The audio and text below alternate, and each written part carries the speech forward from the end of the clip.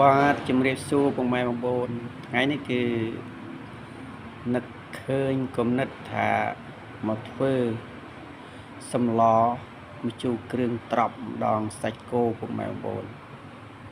នេះសម្លម្ជូរគ្រឿងត្រប់សាច់គោម្ដងមើលថាវាមានរសជាតិយ៉ាងណាបាទជាដំបូងក៏យើងយកសាច់មកហាន់ពុកម៉ែបងប្អូនហាន់សាច់រួចហើយយើងមកចិតត្រប់វិញលោកម៉ែបងប្អូនពេលដែលយើងហាន់សាច់រួចយើងចិតត្រប់ហើយត្រប់ហ្នឹងខ្ញុំអត់បានបង្ហាញពីការលាងអញ្ចឹងក៏យើងមកឆាគ្រឿងយើងហ្នឹងដែលយើងនេះបន្ទាប់មកក៏យើងចាក់សាច់ដាក់ហើយក៏យើងលេងច្បល់វាឲ្យវាឈ្ងុយឈ្ងប់ណាអញ្ចឹងក៏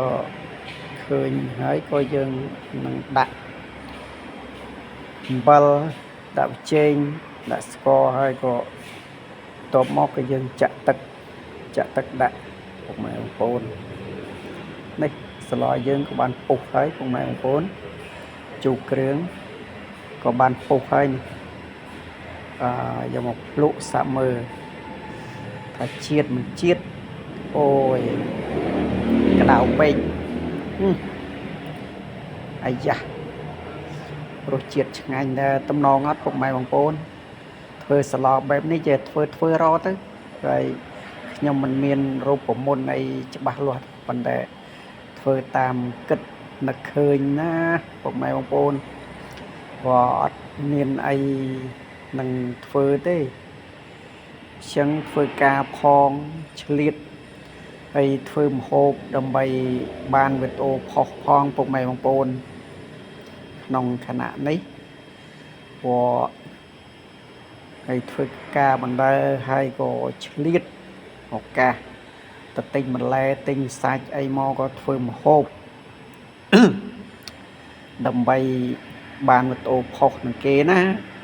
ពុកម៉ែបងប្អូនហើយបន្ទាប់មកក៏យើងរៀបចំហូបបាយពុកម៉ែបងប្អូននេះពុកម៉ែបងប្អូនចាប់ផ្ដើមហូបហើយមើលទៅតំណងអត់ពុកម៉ែបងប្អូនមកពុកម៉ែបងប្អូនហូបបាយជាមួយខ្ញុំគឺឆ្ងាញ់ដែរឆ្ងាញ់គួរសមពុកម៉ែបងប្អូននេះស្លយើងដែលស្លរួចហើយណាយើងមកហូប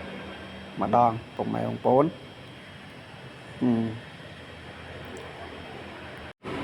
បាទវីដេអូហ្នឹងគឺមានតែប៉ុណ្្នឹងឯងពុកម៉ែបងប្អូនហើយដែល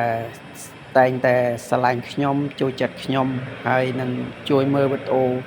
របស់ខ្ញុំហើយជាចុងក្រោយនេះគឺសូមពុកម៉ែបងប្អូនកុំភ្លេចជួយ like ជួយ share ហើយនឹង follow page ឲ្យខ្ញុំម្នាក់មួយផងដើម្បីទទួលបាននៅវីដេអូថ្មីទៀតអរគុណច្រើនបាយបាយ